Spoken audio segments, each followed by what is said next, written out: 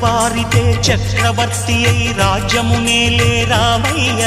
తండ్రి మాటకై పదవిని బదలి అడవులకేగెనయా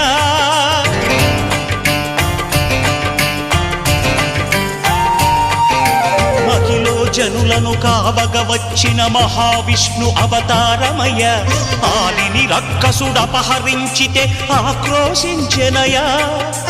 అసురుని త్రుంచి అమ్మను తెచ్చి అగ్ని పరీక్ష విధించెనయా సాగలి నిందకు సత్యము చాటగ కులసతినే విడనాడెనయ నా రాముని కష్టం లోకంలో ఎవరూ పడలేదయ్యా